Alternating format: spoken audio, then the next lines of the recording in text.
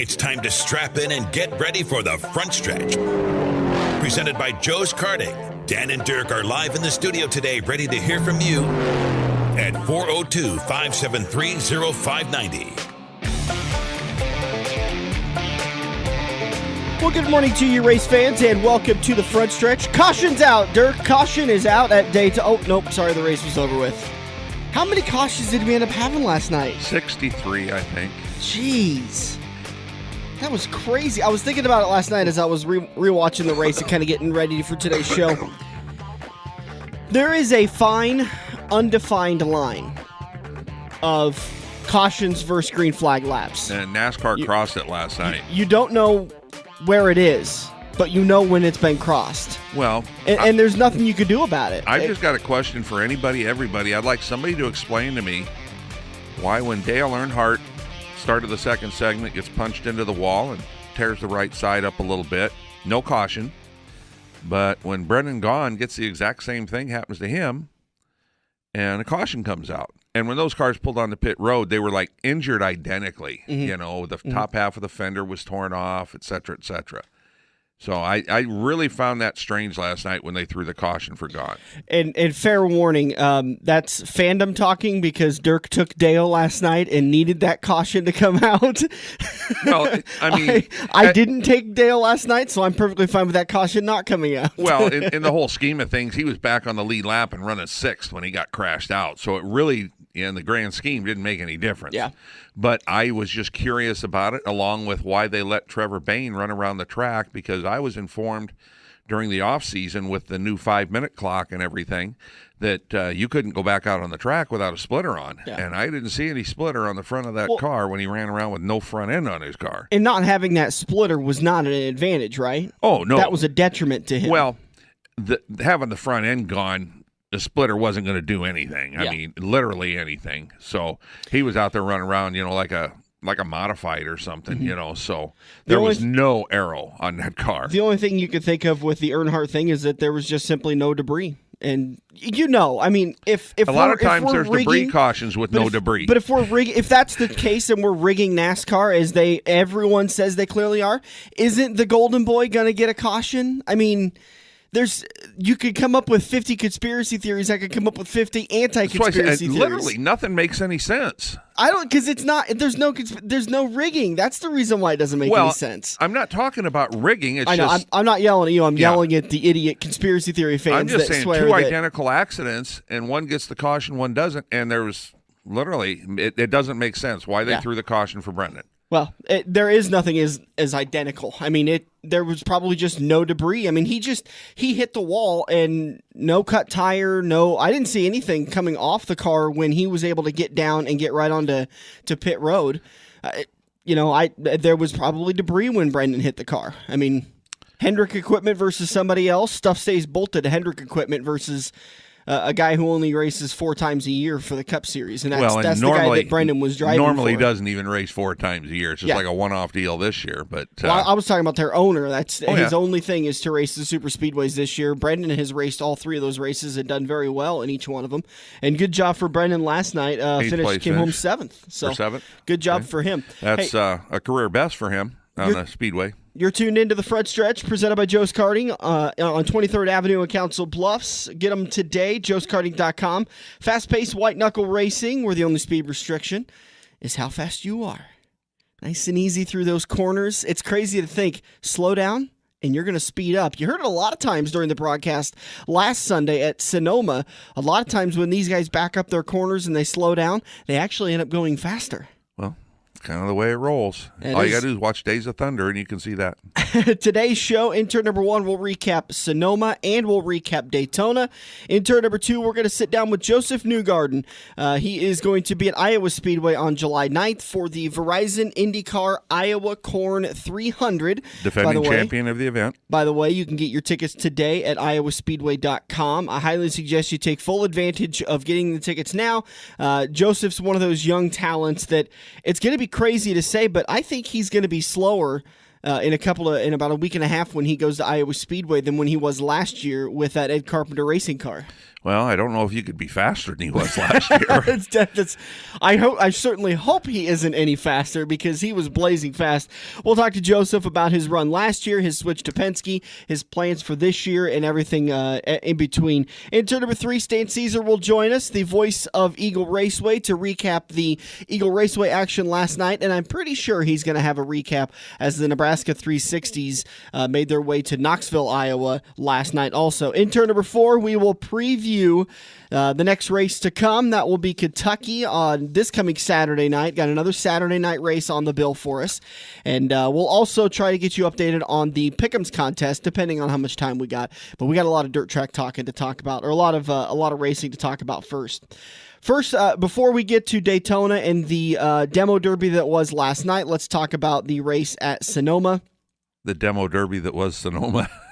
Yeah, and that's what that race kind of turns into every once in a while, just simply because it's so much easier to dump somebody at Sonoma than anywhere else, Sonoma and Watkins Glen, because there are so many more slowdown areas in choke points that it's easy for drivers that are 3 wide and sometimes even 4 wide for somebody to just tap you and you're going around. So it was quite the race, and really, like we talked about last Sunday, it absolutely turned into one of those strategy races, and it turned into, you almost had to have a flow chart of who was on what strategy, because there was the possibility of drivers backing up the race based on the strategies, the stage lengths, and then there was the old guys that were going to back it up based on the total number of laps, 110 laps, and then there was going to be maybe 1 or 2 more strategies. I think there was 5 or 6 strategies that was playing out that entire time.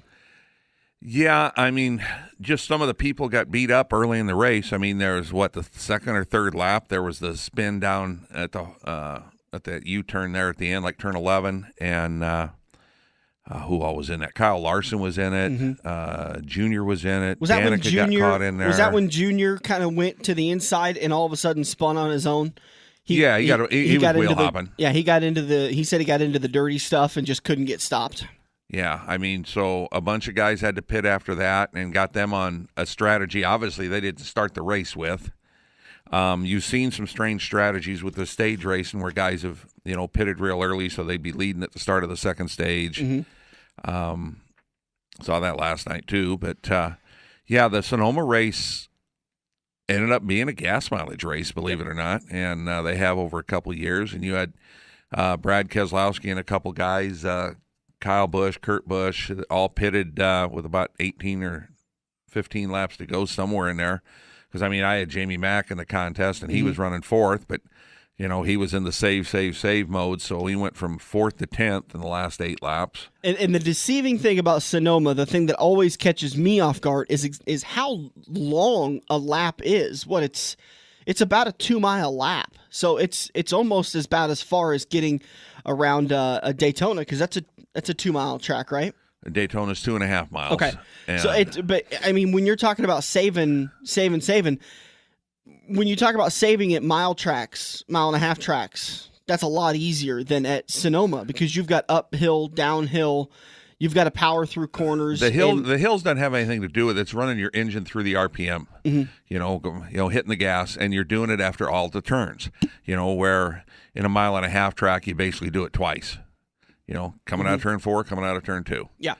That's the only place you're really, hammering down on the gas. Well, at the road course, 12-turn track, you're going to hit the gas 12 times. It's a lot harder to save gas at those tracks. Rough day for Ricky Stenhouse Jr. He was taken out early in an accident, finished 38th. Martin Truex Jr. had a bad day, finished 37th, blown engine, right? Yes, after leading the most laps again. Yep. A.J. Allmendinger looked promising most of the day, had electrical issues, finished 6 laps down in 35th. And then some of the other ones, and one of these days we're going to have to talk, maybe it's before the Watkins Glen race, we'll have to talk about these road course ringers, because a ringer to me is you bring in somebody that is really qualified and will outmatch the field and gives you a much better chance of winning. So far, I have never seen any of these quote-unquote road course ringers be any kind of a factor. Well, you used to see them be factors because they used to be in better equipment. Now, all the guys that are in the chase or trying to make the chase, they're supposed to run every race.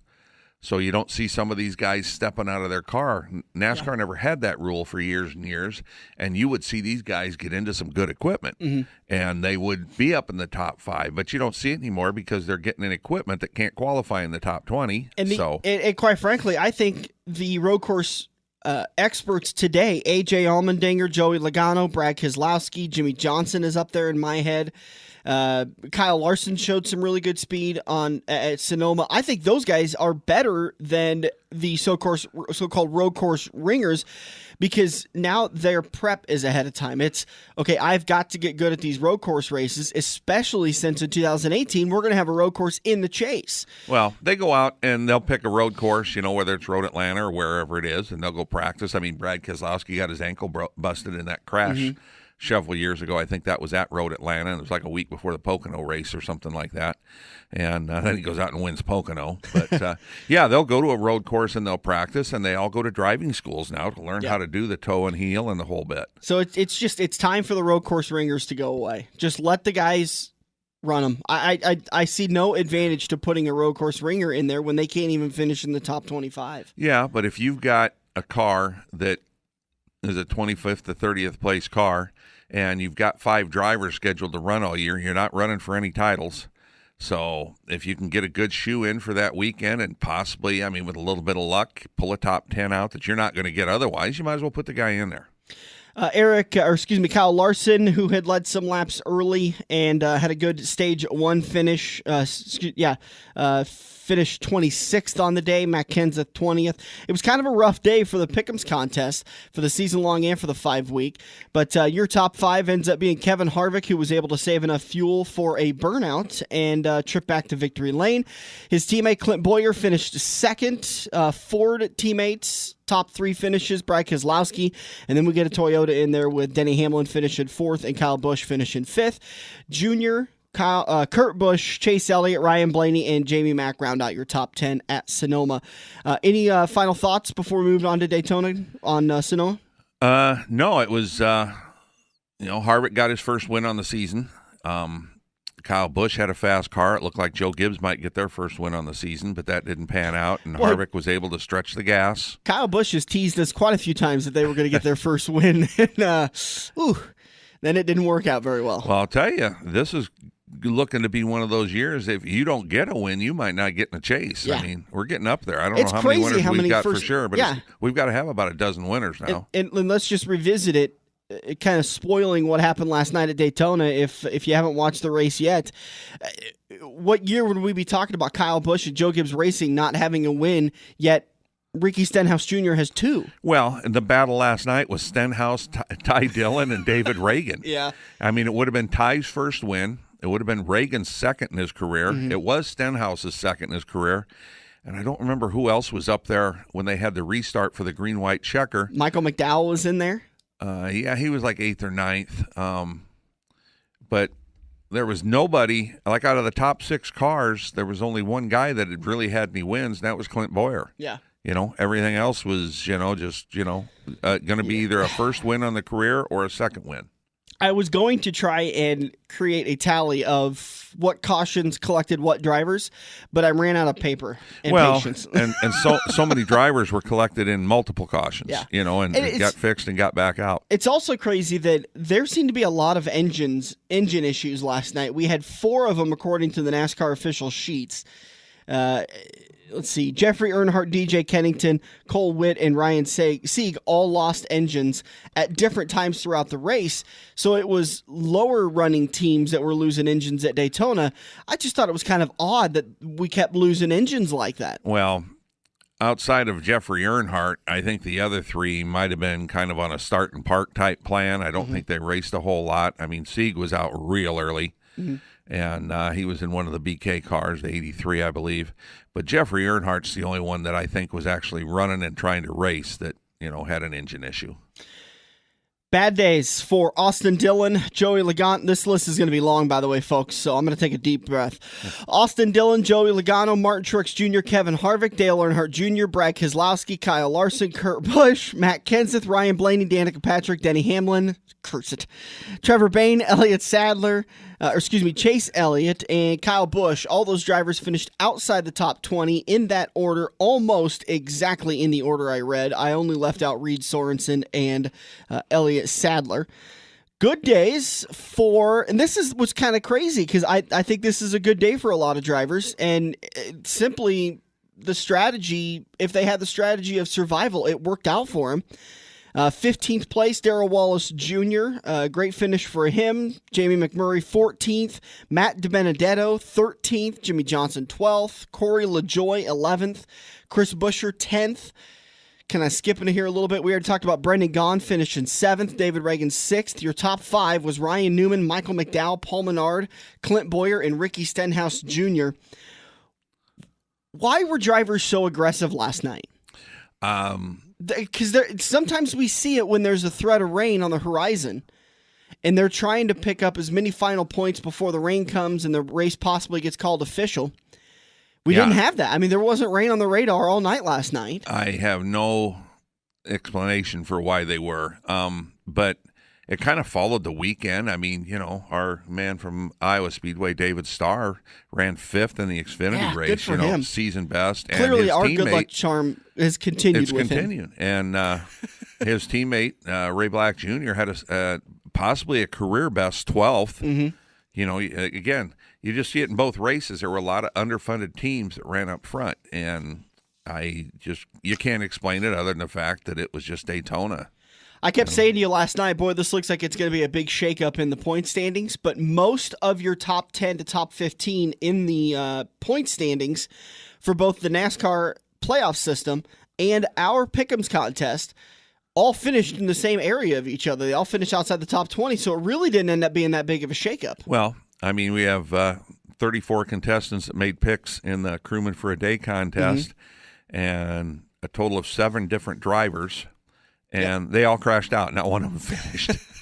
Earnhardt, Keselowski, Harvick, Logano, Elliott, Hamlin, both Bushes, Kyle Busch, Ryan Blaney, and Kyle Larson. 9 different picks.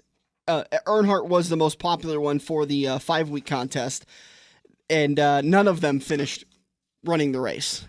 Yeah, so. I mean, it was insane. Yeah. And, I mean, if you even go over to the regular weekly contest, it was pretty much the same cast of characters up front on who got picked, but Earnhardt was the most popular pick with 25. Yeah, almost half the field. Nearly half the field took him. Yep, and then you go down to the other end of the list, and somebody picked Ricky Stenhouse. Well, it's because you didn't pick him that he won the race. Wow. The curse of Dirk continues. I mean, believe me, it went through my mind, and it happened to be my brother, and my brother said, well, he won Talladega. Yeah. And he's going to have a bunch of power, that. And he drove underneath Kyle Larson when he tried to play airplane. Mm-hmm. So, it was just his night to go ahead and pull off the win. And David Reagan moved over and let him drive by for some reason. I have no idea why. I don't think he let him do anything. Reagan wanted that win. I think he just made a mistake, and he went and blocked the high line, and the low line was coming. That's just the case. And that's one thing, if we ever get a chance to talk to Brad Keselowski, that guy is becoming one of the best blockers. I mean, he just knows what lane to go with. And I realize they've got the spotter in their ear. And maybe if we're able to listen to David Reagan's spotter, he told him to go high, so he went high and the low line was coming. Who knows what that was. But Brad just seems to know what line is coming. He seems to have a bead on that. And, like they talk about with both Earnhardt, senior and junior, how they can kind of see the air and know how to predict it.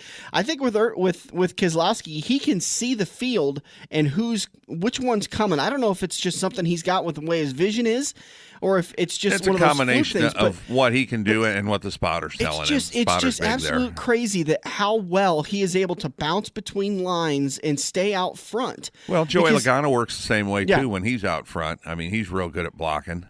We got to take a break. We'll come back at turn number 2. We're going to hear from Josef Newgarden about the Iowa Speedway Iowa Corn 300 coming up in a couple of weeks. We'll be back here on the front stretch.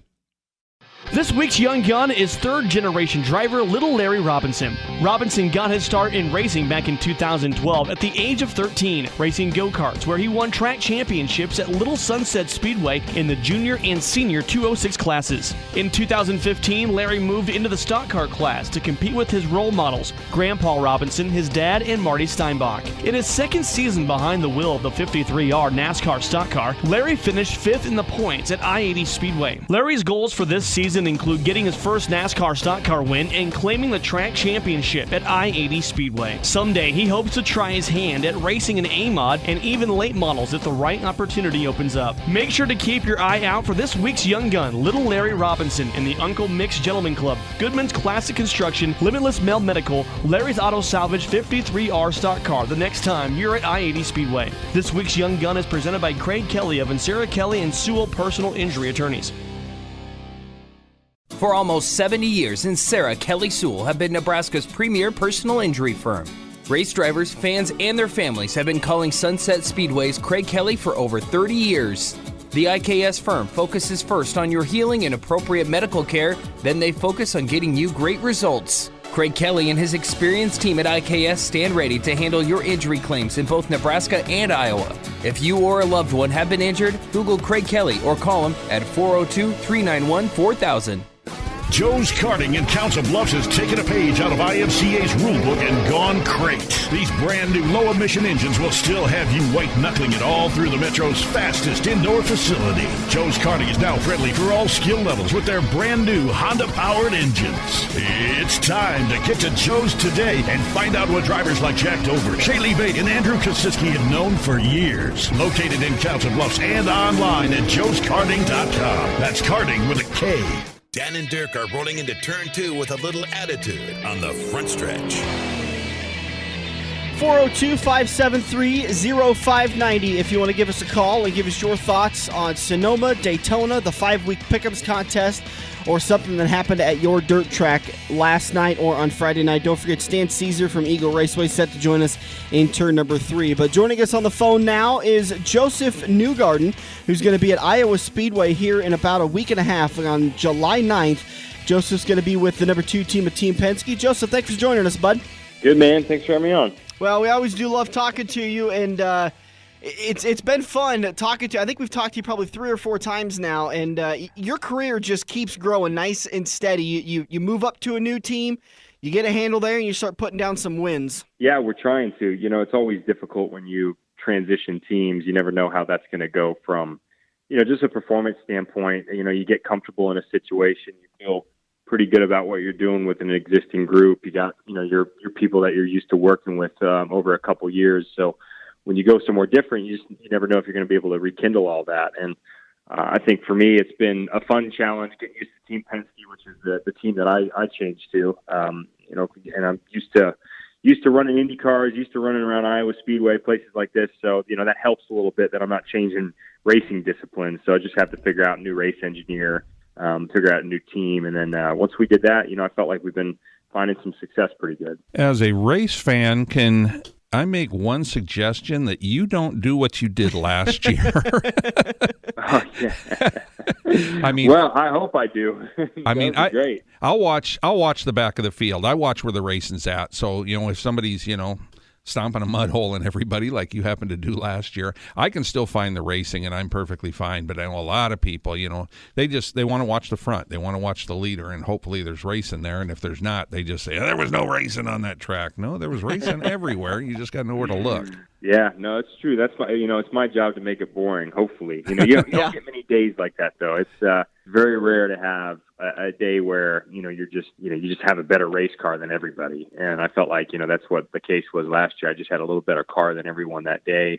So when you get that, you're going to take it. It's like one of those once a year or once in a lifetime sort of deal. So you just never know when you'll have another day like that. But I sure hope that we can do that again. It was a very good performance from our entire group last year that I worked with. So we're going to hope to be able to do that on the Penske side this time. And just to recap, everybody, we're talking about the Iowa Speedway race last year. I got to go as a fan. This is one of the few, probably 5 races a year I get to go to as a fan. I think you were maybe about a third to maybe close to halfway through the race. Hadn't been a caution yet, and I was looking at the Verizon IndyCar app and looking at the scoring and timing, and you were about 3 seconds away from lapping third place when that caution came out. And at that point, I was just in amazement at how fast your car was. Yeah, it was super quick. I mean, it was just a better car that day. We had it just dialed in perfectly for the conditions and for that specific race on that specific day, and sometimes you just hit it perfectly. And I feel like that day we did. So, you just gotta look at that and say, all right, well, how do we do that again? Yeah. That's what we've been. That's kind of my next question is, has Team Penske been asking you what you guys did at that car last year? Because not only did you whip the field, but that included a couple Penske cars. Yeah, I mean, a couple guys have moved, from that ECR team last year. So I have a feeling that, multiple cars within the field will have different information this year. So it will be interesting to see, how much stronger, other teams are or other teams aren't.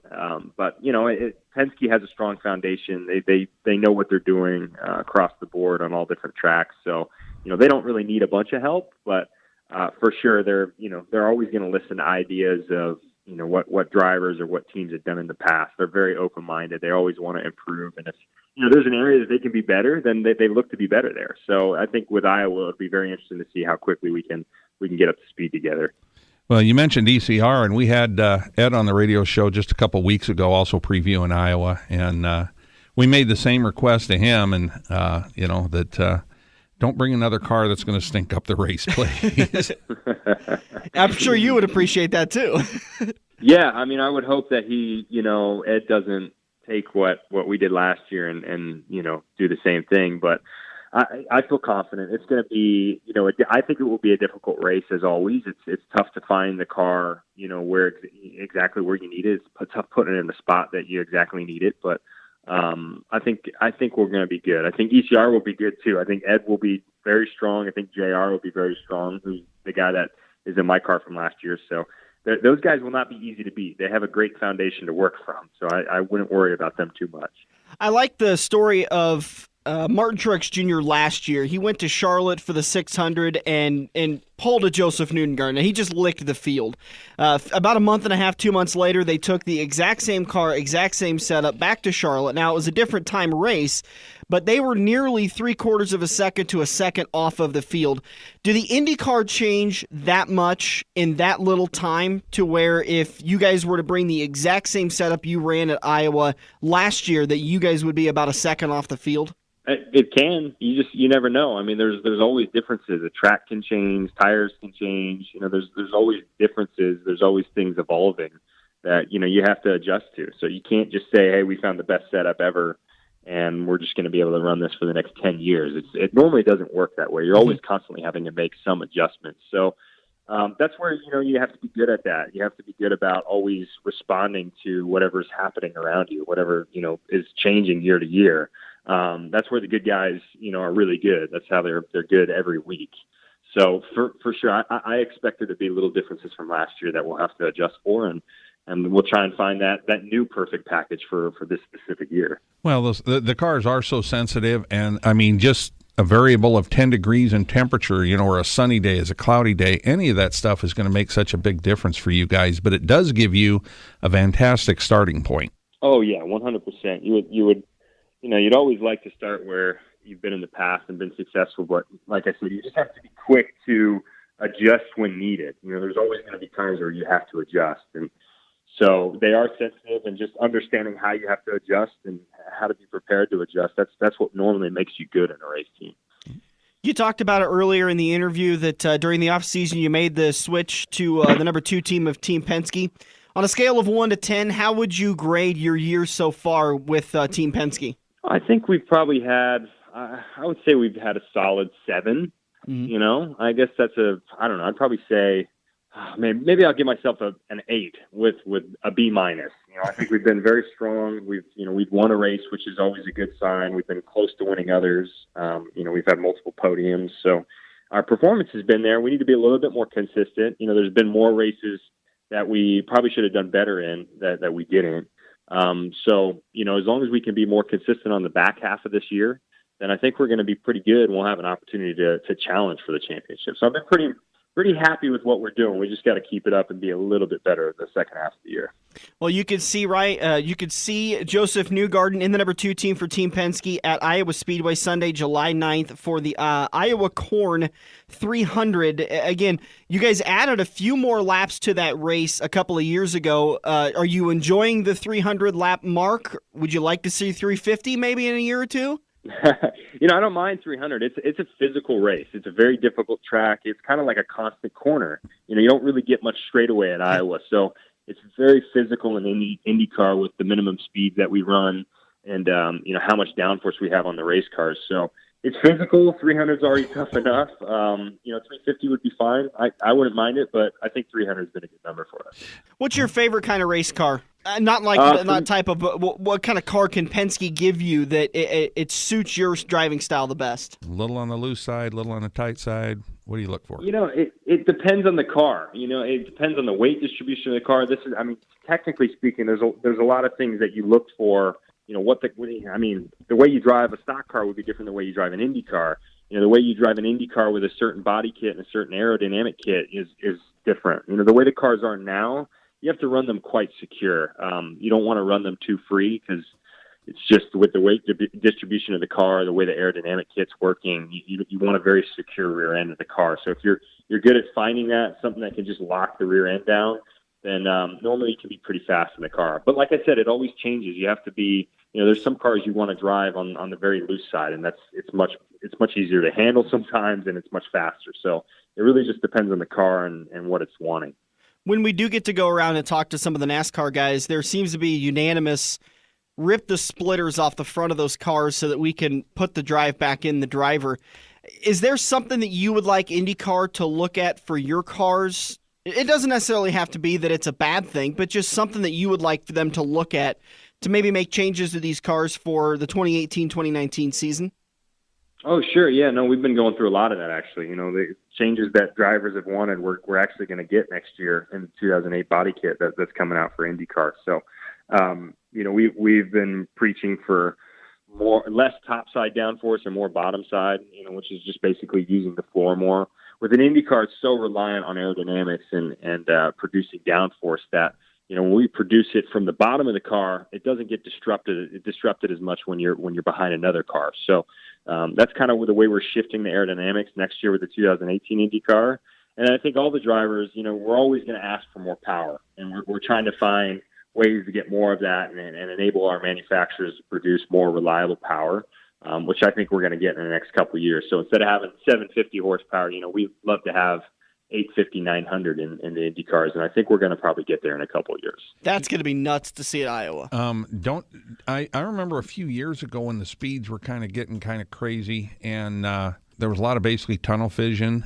I know some of the drivers complained about it, or vertigo. Is that going to be a risk if you throw another 100 horsepower in there? No, I don't think so. I mean, it really depends on everything that goes with it. You have to, as a series, IndyCar is always watching our downforce levels. So, you have to pair the chassis grip, the aerodynamic grip, with the level of power. So, the IndyCar is pretty good. They're very proactive about that now and trying to, dial that in for each specific track. So, as long as you look after that, then no, we shouldn't run into any problems. Josef Newgarden, again, driver the number 2 for Team Penske in the Verizon IndyCar Series. You can see him at Iowa Speedway July 9th for the Verizon IndyCar Series Iowa Corn 300. Defending champion of that race. Get your tickets at iowaspeedway.com, 866-787-8946. Joseph, we hope to see you in Victory Lane, just not so quickly this year. Sounds good. Thanks, guys. Again, iowaspeedway.com for tickets and information, 866-787-8946. If you've never been to a race at Iowa Speedway, we can't tell you enough times. You got to finally get over that hump and drive down the road to Newton, Iowa. It's only about 2 hours from Omaha, and the Verizon IndyCar Series is a great series to watch. When they talk about being the fastest short track on the planet, that's the race that they're promoting, because those cars do insane speeds at Iowa Speedway. It really does give you a sense of, almost kind of like one of those when they put the motorcycles in the cage, and they lock the cage door, and that's kind of what it looks like when you go to Iowa Speedway for an IndyCar race. Make sure you get your tickets today, iowaspeedway.com. Thanks to Josef Newgarden for joining us, and best of luck to him and the number 2 Team Penske for defending that race coming up again next Sunday. We kept saying July 9th, and it's hard for me to grasp that next Sunday is July 9th. Yeah, this year, I mean, for me personally, June was a lot of fun, and it was packed with everything. Yeah. I mean, I ran that rally and then crewing and stuff. I mean, It was just a crazy month. So June seemed to take 10 or 12 weeks, but the year has been like 4 days long. Now, I've noticed it does that more. Is it because I'm getting old like you, or is it just the way things are today? Well, on that note, you're not old like me. Not even Thank close you, old like me. I'm getting there, though.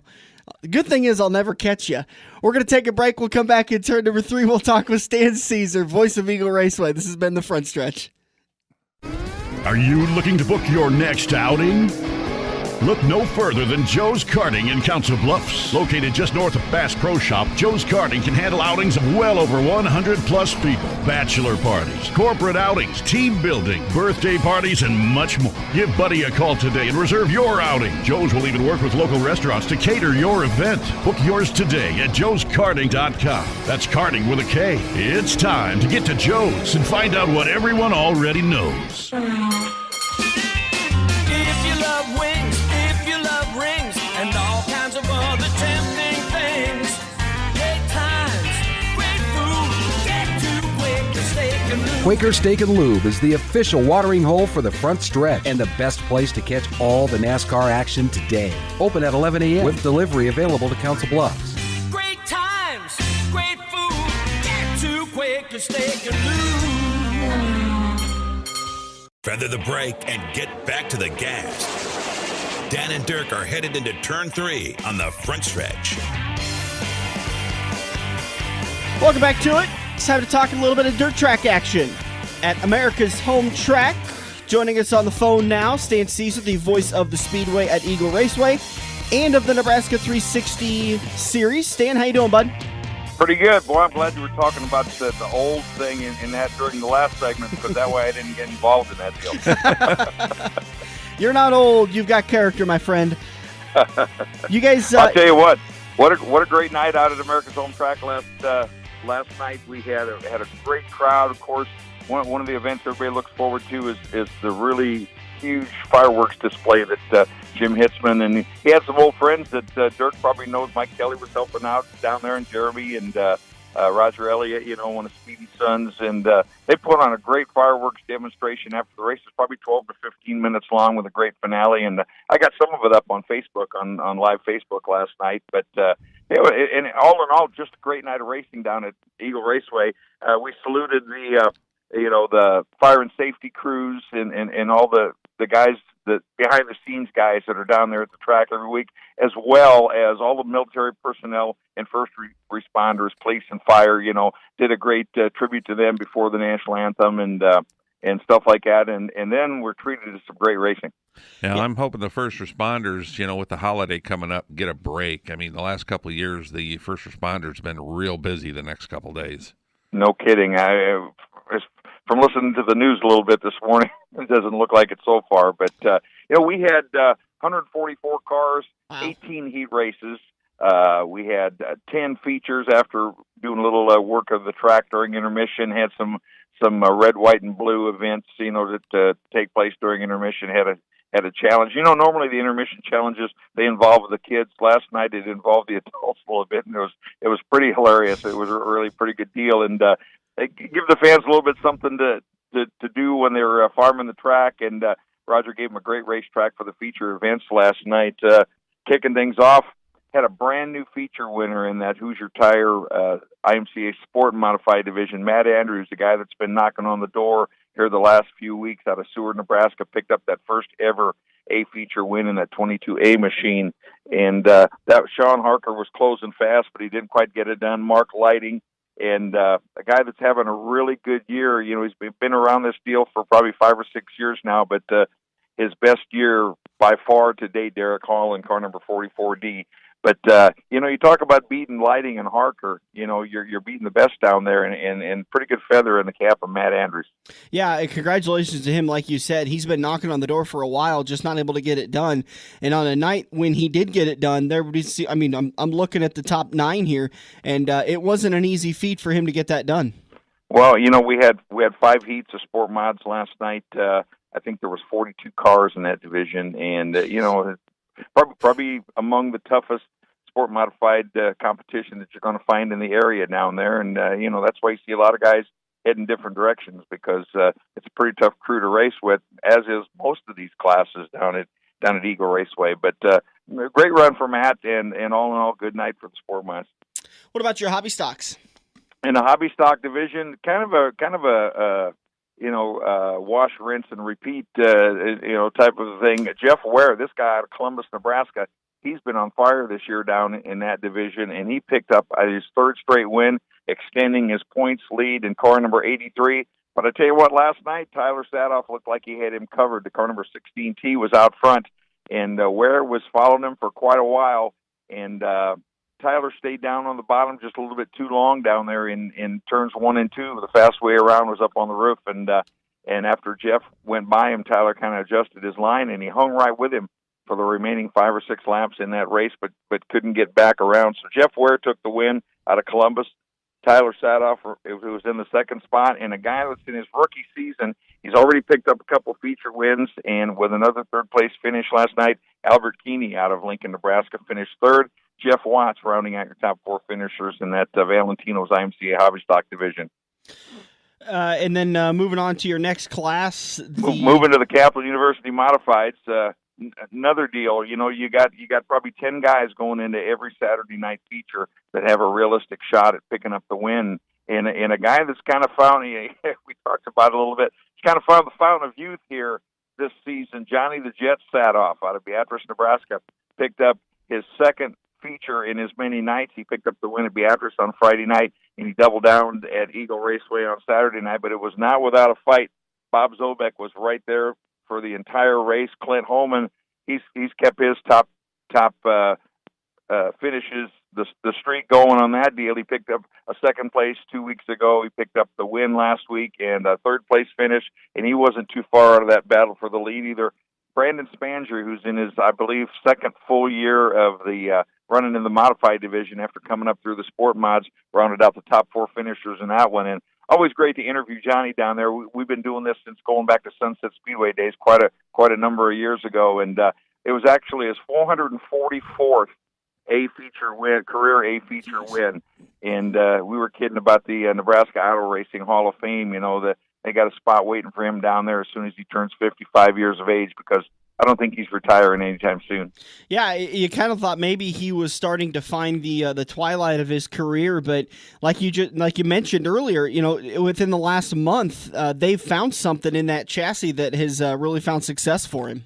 And it's got to be a pretty satisfying win. Last week Johnny finished 3rd. There was a great battle for the lead, but Johnny ended up finishing 3rd in that deal last week. He did get his engine claimed, and that's the first engine claim in quite some time. And he came back with a new piece last night. And after a hard fought win, he had to work for it because Zobek was right there for the entire 25 laps. But great run by Johnny. Johnny picked up the deal, and Shane Hyatt, I believe, finished outside the top 5, and it's going to tighten that points race up just a little bit. Next up on the bill was your Sport Compacts, and this is a Cronin Creekow-filled night, but this wasn't your typical night. I'm not seeing a lot of Cronins up in the top 5. Except for one, and that's Erica's husband, Cole.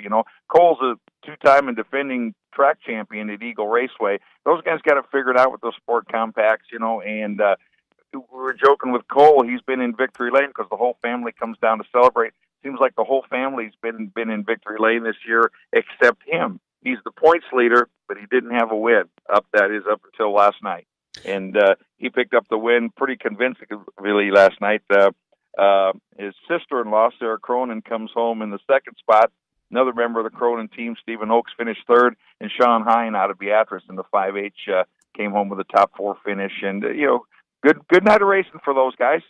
I'm kind of surprised not to see Larry Cronin up there. He's usually a strong figure. Did something happen to him? Larry was there. Larry fell out of that race, because Larry was going to be there. I think he picked up a heat race win earlier on in the night, and he had a strong car. And I don't know exactly. We didn't talk about exactly what happened with Larry, but he did fall out of that feature event last night. Your final feature of the night was the Race Saver 305 Sprint feature, and as always. I tell you, once again, we keep our streak of had 32 cars in the house last night, and that's including splitting up some guys that come down on a semi-regular or regular basis with some other races in different series that was going on last night, but still had 32 cars. We've been having 4 heat races every week, and those guys been treating the fans to some excellent racing. Last night, another testament, that thing went green, white, checkered.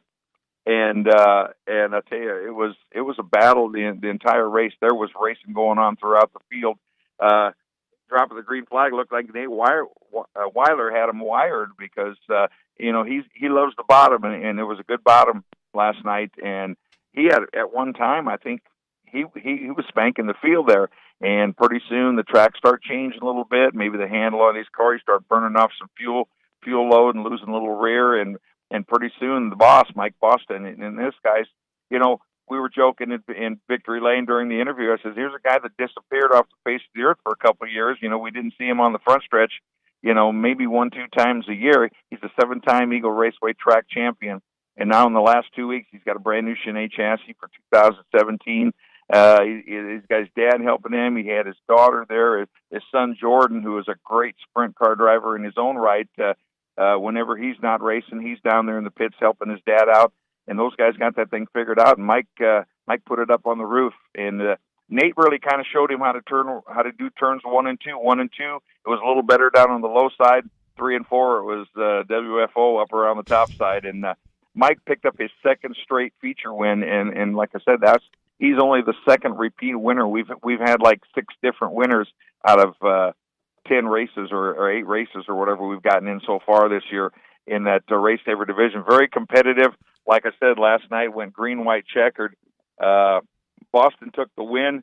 Doug Lovegrove came back. He got back in his own machine after driving for somebody first half of the year. He's got his own car, finally got put back together, and he come home with a second place finish. Joey Danley, he's back on a roll. He had some early season difficulties. And Tyler Drucke, you can't count him out. He's the defending champion. Car number 12 come back and finished in the 4th position. Jason Danley, Joey's uncle, once again on the front stretch, rounding out the top 5 finishers. But green, white, checkered for those guys. And then fireworks display was great. We had great music and luckily, we coordinated that music and hit it pretty darn close on the end and played a bunch of patriotic music and some American songs. The crowd really into the fireworks. It seemed like a little more than normal last night. But all in all, just one for the books and another great night of racing in America's home track. And next up on the bill, Saturday night, July 8th, will be the Salt Dogs and the Ticket Present Combustion Chamber Night. Do you know what's on? I have no idea. That Roger, sometimes better than others. Yeah, we've joked about it before. Sometimes it's a good thing to not know what Roger's got cooking. Sometimes it's a bad thing, but you never really do know what he's got cooking. Combustor Chamber Night doesn't sound very fun. It almost sounds painful. This year is it's the let's get fired up season at Eagle Raceway, and one thing that I'm kind of looking forward to, they're going to pour a cement pad down there in the infield just inside the track surface. And coming up in August, there's going to be a burnout contest night. And I'm kind of really looking forward to that one. There's going to be a burnout contest and a flame shooting, where they put the spark plugs into the lake pipes on the old street rods and stuff like that.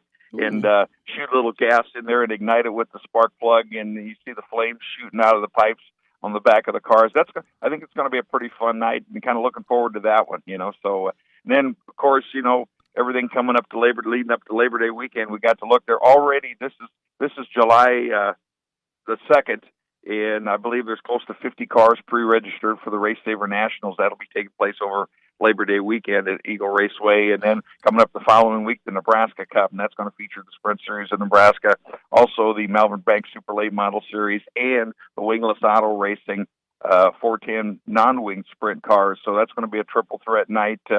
Great way to close out the season. Stan Cisar, voice of Eagle Raceway. Always do love having you on. We'll have to do it again next Sunday when we're live again. We'll recap the action from the July 8th Combustion Chamber night. One more thing I'd like to mention, you talk about the Nebraska 360. Oh, yeah. They raced over at Knoxville, Iowa last night. Nebraska 360 sanctioned, Upper Midwest Sprint Series sanctioned, and of course the Knoxville regulars, they're kind of like Eagle Raceway. It's really tough to beat the locals on their home turf. Last night was no exception. But I tell you what, I got a kind of a personal interest in this one. My guy Cody Ledger picked up his career best finish, came home with a heat race win, and finished 5th in the A feature behind 4 of the Knoxville regulars and ahead of their defending points champion Clint Garner. So pretty good night for those guys. They're getting that thing dialed in. They got a good setup for Knoxville, and with the 360 Nationals coming up there, pretty much looking forward to that. All right, Stan, we do appreciate it. We'll talk to you next Sunday. You bet, guys. See you later. See ya. Thanks, Dan. We're going to take a break. We'll come back in turn number 4. We will preview Kentucky. We'll talk a little bit about the points contest, and we'll get this baby wrapped up for this pre-4th of July Front Stretch show. We'll be back here on the Front Stretch. For almost 70 years, Sarah Kelly Sewell have been Nebraska's premier personal injury firm. Race drivers, fans, and their families have been calling Sunset Speedway's Craig Kelly for over 30 years. The IKS firm focuses first on your healing and appropriate medical care, then they focus on getting you great results. Craig Kelly and his experienced team at IKS stand ready to handle your injury claims in both Nebraska and Iowa. If you or a loved one have been injured, Google Craig Kelly or call him at 402-391-4000. Joe's Karting in Council Bluffs has taken a page out of IMCA's rulebook and gone crate. These brand new low-emission engines will still have you white-knuckling it all through the Metro's fastest indoor facility. Joe's Karting is now friendly for all skill levels with their brand new Honda-powered engines. It's time to get to Joe's today and find out what drivers like Jack Dover, Shaylee Bate, and Andrew Kosiski have known for years. Located in Council Bluffs and online at joeskarting.com. That's karting with a K. Dan and Dirk are live for one last corner. Give them a call now at 402-573-0590. Welcome back to the Front Stretch. Just about ready to wrap this baby up. Turn 4 brought to you by Quaker Steak and Lube, the official watering hole of the Front Stretch. Dirk, I talked about a couple of weeks ago, they redid their menu, and now they've got some new items on there, and one of them is the Wisconsin cheese curds that I have enjoyed way too many times at bike night while listening to the live music. And growing up as a kid, I always remember my snack after school was cheese balls. And, you go to like Fairway or the supermarket and buy a giant bag of frozen cheese balls and toss them into a deep fryer for a couple of minutes. That's not what these are. There's a distinct difference between a cheese ball and a cheese curd. And the level is about 10 taste levels of difference. A cheese curd is absolutely delicious. Listen, they're still not good for you. Unfortunately, there's just not enough protein, and there's just a little bit too much fat, and all that stuff. But that's what makes it good. Well, I mean, let's be honest. The stuff that does taste good is not good for you. That's just the rules. I can't tell you the last time I just craved a good salad. Yeah. With no ranch or croutons or bacon bits. Yeah. Just throw a little vinegar and oil on there, just a splash. Yeah. I'm just going to go out and chew on my lawn for the next 10 minutes. I'll be grazing after the maybe show. a few dandelions on the top for color. Oh, so get down to Quaker Steak and Lube. Even though there's no NASCAR action today, there's plenty of baseball on for you to enjoy. There's plenty of action going on throughout the week. Mondays are kids' night where kids eat for 99 cents. Tuesdays, all-you-can-eat wings. Wednesdays, bike nights. Thursdays, classic car cruising. And then you've got your regular Friday and Saturday specials. So get over to Quaker Steak and Lube and do a little support. And plus, I talked to Chris and everybody down at Quaker Steak, and we're going to start to put together a viewing party for the Eldora race. There we go. Because it got moved to some whatever channel. And Fox Business or something. Yeah, Fox Business Channel. So instead probably of be surfing stock around, tips while they do the cautions. which actually I might like that now that I'm getting into the stock market a little bit more. Hey, you hate Fox, so you're not going to listen to their stock tips, are you? They're probably going to get that wrong too. Well, of course, you know to short the stock. Yeah, that's true. Let's get out of quick and second loop. We're going to be doing the Eldora viewing party. That'll be I think it's the Aspen Dental 150. Bobby Pierce has been confirmed. He's going to be in the Mittler Brothers 63 again this year for that race. Rico is back. Rico's going to be back in the Truck Series. So even we're though we thought he was going to be in Mittler's number 2, he's going to be back with an entry from ThorSport. Yeah, good for him. And so that'll be a good race to watch.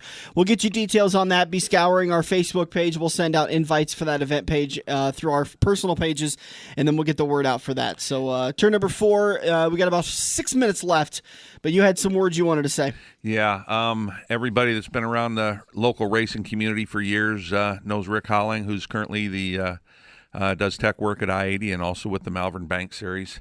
And here a week ago, his mother passed away, so a big racing family there. So I just wanted to send out my condolences, as the show does, to Rick and his family. Yeah, Rick, a very good guy, and like you said, a staple in the community. So going through a little bit of tough times. If you happen to see him out and about in the next week, 2 weeks, just give him your love and send him some good thoughts, because he's going to need it. It's never fun losing your mom. Let's talk about the points standings as they go, or the results actually for the Pick'ems contest. Now we have a 5-week contest and a season-long contest that's going on right now. Yeah, and I mean, again, we're going to count on, if you're physically able to be a tire catcher or something for David when you go, they're going to put you to work. And I mean, the guy's on a little bit of a roll right now. Yeah. I think our luck is he took a big bite of it, or something. I mean, 14th at Iowa was a season best until he run up 5th yesterday in Daytona. Yeah. With the team car, the 07 with Ray Black Jr., I don't know for sure, but possibly a career best at 12th at Daytona yesterday. So, you're going to have you're going into what could be a real hot team with a lot going on. Yeah, the points and like you're talking about with this, you suppose they're going to play double duty when they're being crewmen for a day with Ray Black Jr. and David Starr? I don't see them doing anything different. Yeah, like I said, they try and get the pits close together so you don't have to run back and forth too far, and they pit them on different laps, obviously. Yeah. But it was a really cool experience for me to see. You always hear the strategy played out, and when the broadcast partners are talking to the crews about what they're doing, are they putting old tires on, or they their strategies? But it's one thing to hear it on TV or to see it played out at the track when you're in the grandstands. It's a completely different thing to be right in the mix of it and trying to understand what's going on. Well, you got a radio in your ear, so you're listening to the driver, the spotter, the crew chief, and they're talking back and forth, and then there's a couple of times where they pop the radios off because they don't want anybody else to hear what they're doing, and they're talking amongst themselves, and then the team huddles up and they get together, and it's such a cool experience that I'm really excited for whoever gets to win this contest and gets to be a part of it, because even though David Starr Racing isn't some big fancy sexy organization, that's actually the benefit of it all, is because you're going to get more experience and you're going to get more exposure to the sport than you would have ever believed. Yeah, and I mean, his crew chief Ken goes back a long ways. I've known him for 15 plus years when he was racing with Bobby Hamilton, and if you have a question, he'll answer it. Yep. Obviously, you're not going to want to go up there as the car's on the jack, or